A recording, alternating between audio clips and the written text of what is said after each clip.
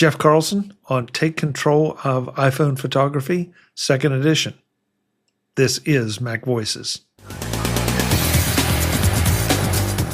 MacVoices is supported by MacPaw, the makers of Clean My Mac, your ultimate solution for Mac control and care. Try Clean My Mac for 7 days free, then use the code MacVoices20 for 20% off at cleanmy.com/MacVoices. That's clnmy.com/MacVoices.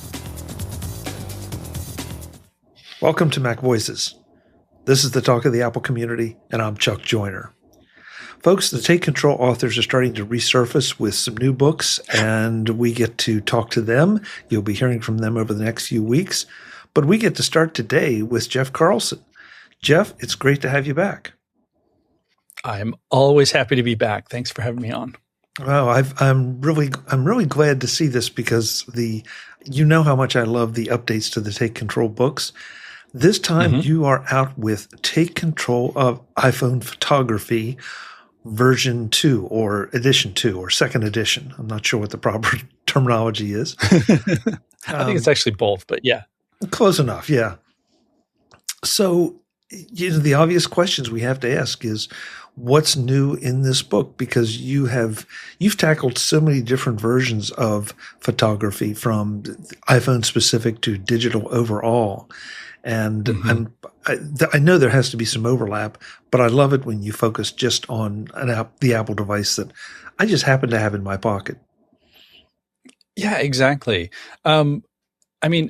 First of all, and this, I am so totally biased, I can't even continue, but I will. I really like the way this book turned out. When we talked about it, so last year was the first edition, and I like the approach. I feel like I'm boasting, but I guess it's my book, and I'm trying to get attention to it, so I'm going to boast. I like the approach because this is very much taking into account that there are some people who know what they're doing with their phones, some people who are photographers who know what they're doing, and there's also a lot of people who they know how to take pictures, but they don't know what they can do with it.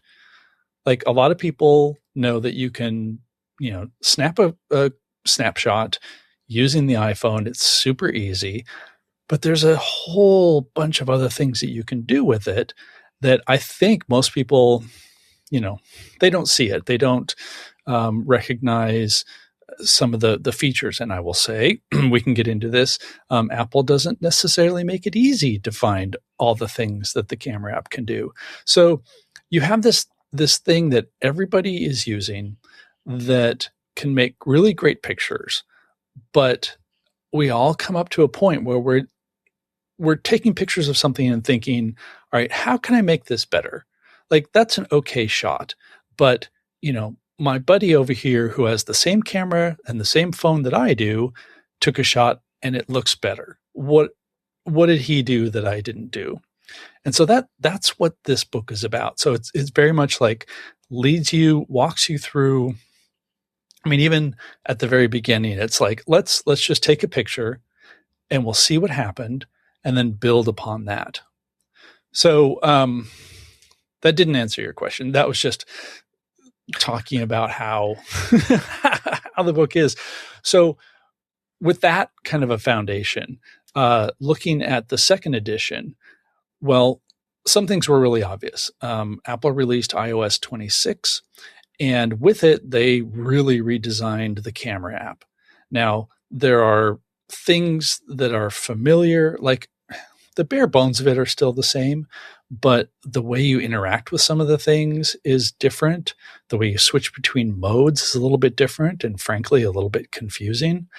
And there are, new features. There's like a dual camera video feature in the newest phones, things like that. So tackling it from, all right, what's just changed? Like, what is now the new baseline for using the camera app and taking pictures? And then I also added some new sections based on some feedback from readers. For example, I had a reader who wrote to me asking for a little more detail on the fact that you can take a still picture while you're recording video. So you don't have to like try to go find a frame in your video to pull that out as a still. It like I had mentioned it was there, but I went into a little bit more detail. And then it also has 2 new chapters. One chapter is about using a shared library, which can be very cool and also can be very confusing. And then I wrote a little bit about accessories because I get these kinds of questions all the time.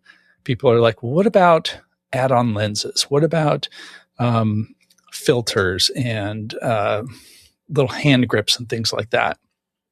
So I sort of talked about like some of those options if you wanted to go in that direction. Okay, so I want to tackle each one of those.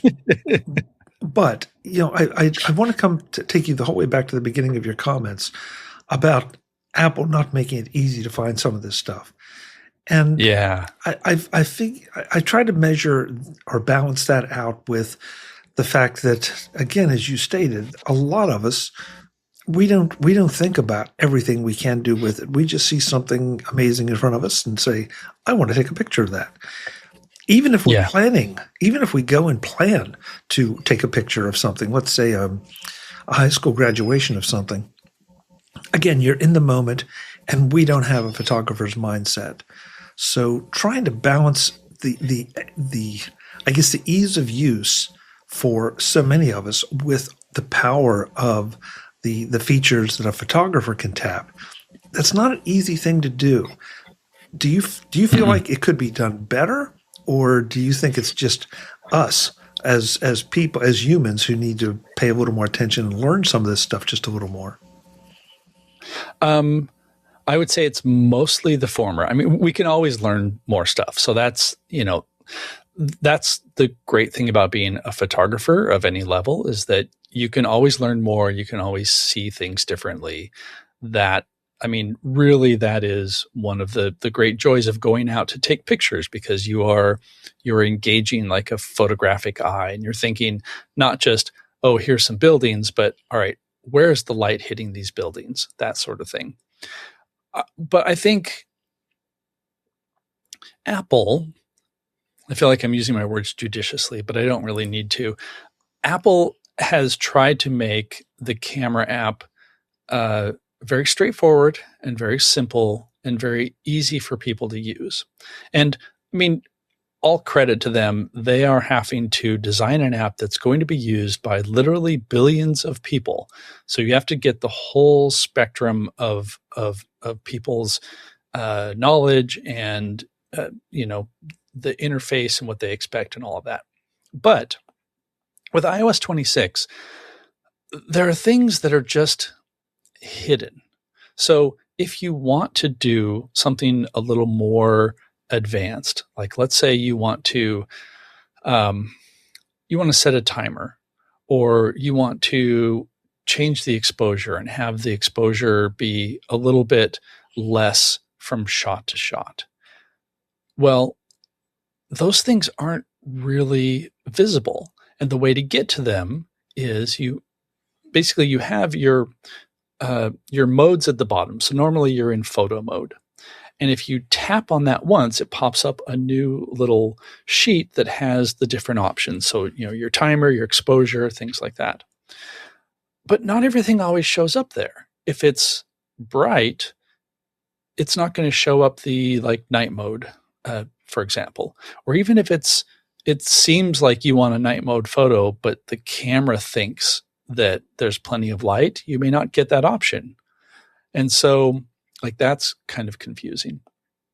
It's also confusing because the those mode buttons, the way that the liquid glass interface works, before you would have a little list of the various modes that you have, slow-mo and portrait mode and things like that. Now you just see photo and video, and it's not really clear how to switch between those. A friend of mine, for example, we were taking pictures together, wanted to switch to the portrait mode specifically. And so he did the thing that you could do, is you just tap on that to move it. Well, when you tap it, it brings up that advanced settings menu instead. So like you have to slide your finger and move the elements underneath the little glassy label, I guess, in order to do that. Like you wouldn't just pick this up on your own. Like you have to fumble your way through it or have somebody show you or read about it or something like that. It's that kind of things that are just kind of, well, maddening from the point of view of somebody who's writing a book about it. But I think it just introduces enough of that friction that maybe you're going to be like, you know what? I'm just going to take a snapshot and this is too difficult for me. Or maybe the camera doesn't even do this thing that I thought it did. Well, it does, but you may not be able to see it. Okay. If that makes sense. Yeah, that all makes sense. And I may be a victim. The contextual thing is really interesting, that if the camera thinks there's plenty of light, then you don't get the night mode. Part of me says, okay, I can see somebody saying how that's a good idea. Might be nice to have just we need one more control, right? But the option to turn, some of those things on and off. Are you smarter than the iPhone, or is the iPhone smarter than you? And that would be an interesting toggle to have right there. Those sound like fair criticisms. That and it's part of the evolution, I guess, of the interface and how we are approaching iPhone photography. Yeah. Well, okay. Here's another example.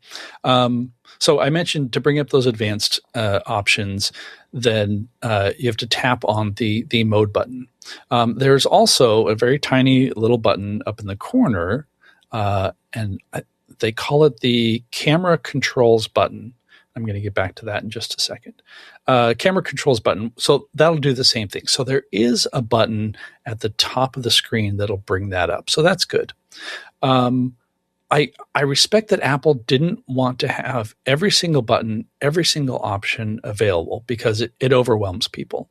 I mean, one of the things about an app like Halide, I never know how to say that, Halide, which is a really good photo app that gives you lots of manual control. But it takes a little bit to figure out how to use it, where the controls are, which are all the controls. I mean, when you get into the situation where you want to have more manual control, you want to say, I want the shutter to be 1/2000th of a second and not have the phone decide it for me, then you have to have more visual controls. You have to have just more stuff.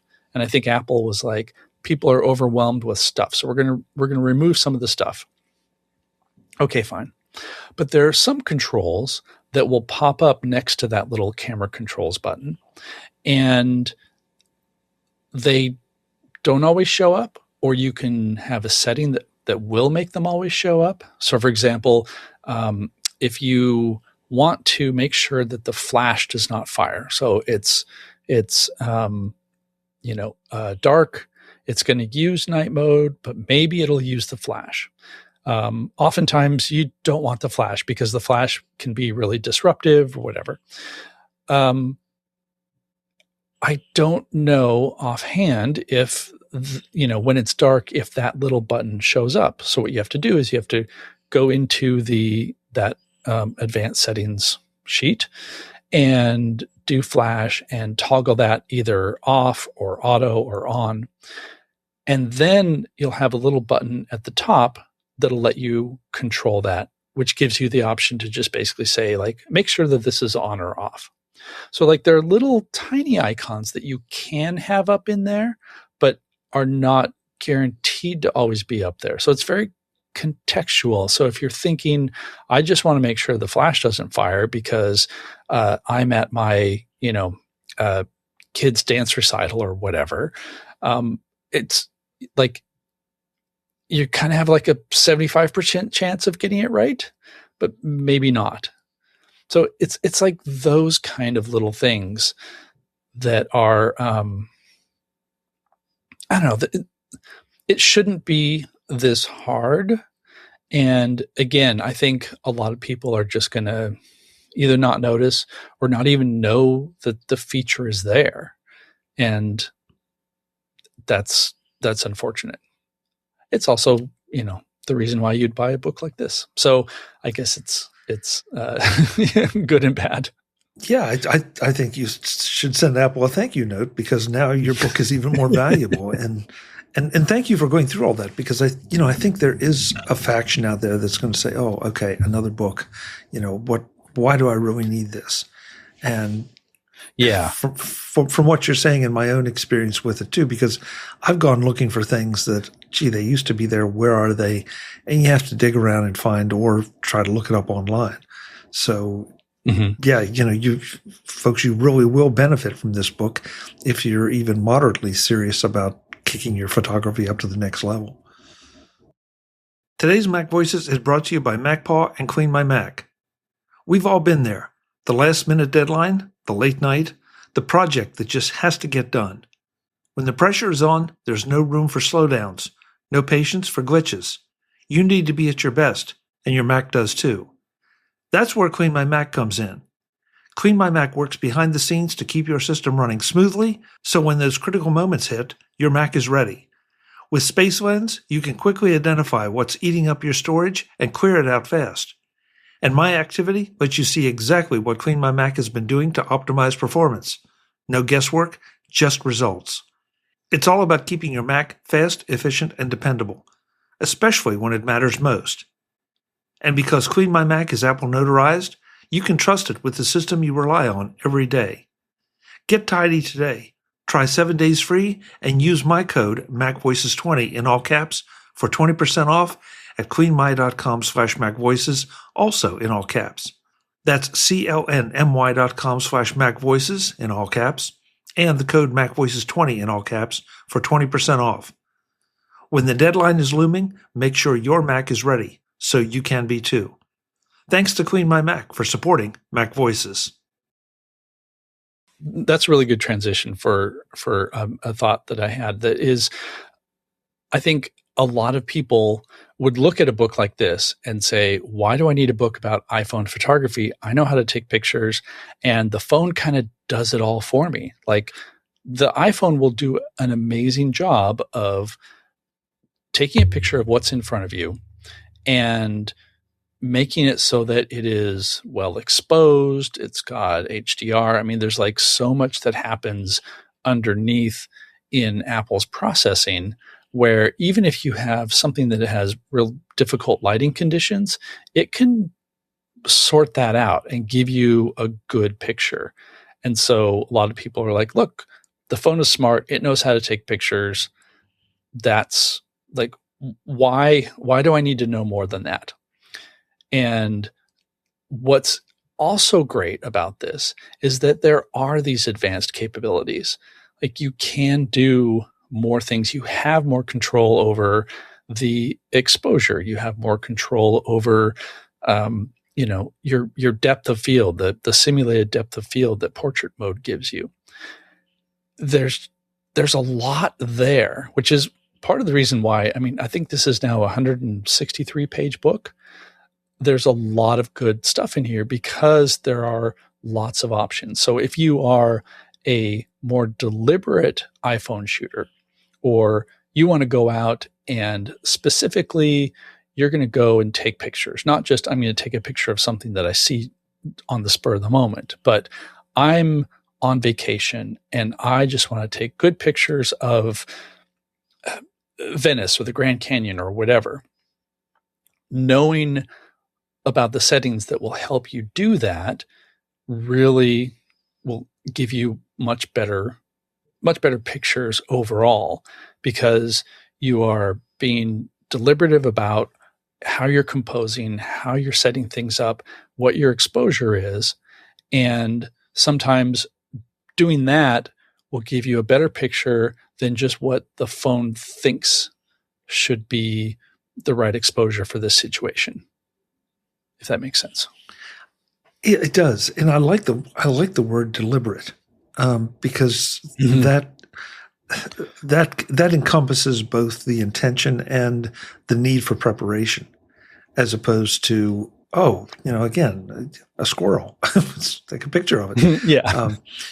So yeah, I like that a lot, because there are times that and I'm speaking for myself, and hopefully I'm speaking for others, that there are times, okay, I am going out with the intention of, I want to capture an event or an activity or a scene, or, where I am. And so I do have time to think about it and maybe do a little prep, as opposed to, I find myself somewhere and there's something interesting, and just, okay, pull out the phone, and I get a good enough picture, but maybe I could get a little better if I knew a little more or had prepared. Yeah. Yeah. Here's another example. The iPhone is actually, well, you probably know this. People watching this probably know this. It's actually 2 or 3 cameras. It's not just one camera. And in the most recent models, there's a lot of question about, like, well, what resolution are you going to shoot this in? The iPhone 17 Pro has 48 megapixel cameras, I think, on all 3 rear-facing cameras now. Even the telephoto. I should know this off the top of my head. That's why it's in a book. But anyway, you know, but none of them are set to default to shooting at 48 megapixels. And so there are some times when maybe, again, you're on vacation, you're at a beautiful location, you want to shoot a 48 megapixel high resolution raw image. Well, it's not super easy how to do that. And actually, Apple changed the way that worked.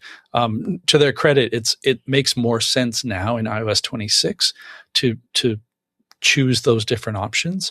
But if you didn't know that, you might be getting 24 megapixel images or 12 megapixel images, thinking, why did I spend all this money when I'm not getting the full resolution? So it's like, okay, you spent good money on this camera and you know that it can do great things, but for some reason it's not. Another example, if you're shooting in 48 megapixels and you want to take a picture of somebody, honestly, one of the coolest features I think that has emerged over the last few years is on, I want to say, the iPhone 15 and 15 Pro and later, maybe. If it detects that there's a person or an animal, it will automatically shoot a portrait mode photo. Now, it may not look like it. And when I say portrait mode, I mean like the background is a little bit blurry. It's given that soft depth of field effect. But it's just going to do that automatically. And when you look at it, everything might still be in focus because you didn't specifically go to portrait mode, but it's capturing that depth information. So you have the option later to adjust the look of that, which is super cool. But not if you're shooting in 48 megapixels. That's just not an option. So it's like these little exceptions where you think, I really want this high resolution picture of, X or Y, and I'm not getting it. And why? Or I bought my iPhone 17 Pro and it has this 8x zoom. Wow, that sounds really cool. I can zoom way in and it does make really good pictures, but you're only going to get a 12 megapixel image. And I realized that by saying that, like maybe, I don't know, 20% of the people would be like, oh, well, that's interesting. And everybody else is like, I don't know how many megapixels. I don't care how many megapixels as long as it looks good. But there might be a situation where you want to enlarge it. You want to print it. You want to, like there are all these different things. And if you had come to it, again, being deliberate, knowing that, all right, this is going to be a resolution issue, or this is a situation where I would really like to have a 48 megapixel image where I can have a little bit more latitude to like maybe crop in on something, then knowing how to do that when you're shooting, when you are in the moment, is better than coming at it afterwards and thinking, oh, I wish I had known. I wish I had thought of that at the time. I didn't even know that this was a possibility. I didn't know that I could shoot video in log. which is like another advanced thing. So, it's that whole issue of knowing what your camera can do will give you better shots.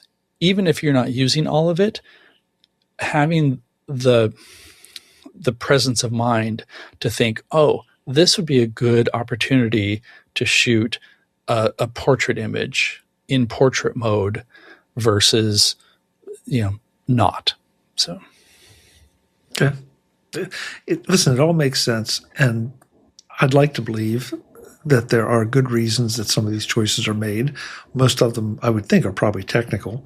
But at the end of the day, they're there. And so you have to learn a little bit about them if you want to get the most out of it. If you're just happy shooting pictures, from by the seat of your pants, so to speak, then, by all means. But, I know that I go back and forth. There are times I get a bit more deliberate about my approach. And then there are other times it's like, I don't really have the time or the inclination. I just want to capture the moment. Visit MacVoices.com for show notes and to connect with Chuck on social media. Get involved in our Facebook group or like our Facebook page, and get more out of your Apple tech with MacVoices Magazine, free on Flipboard and on the web. And if you find value in it all, consider supporting us through either our Patreon campaign at patreon.com/MacVoices or by making a one-time donation via the PayPal link on our front page and in the show notes of each episode. You will join these fine people who help bring you MacVoices.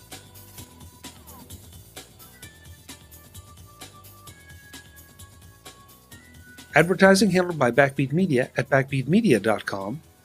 Bandwidth provided by CacheFly at cachefly.com.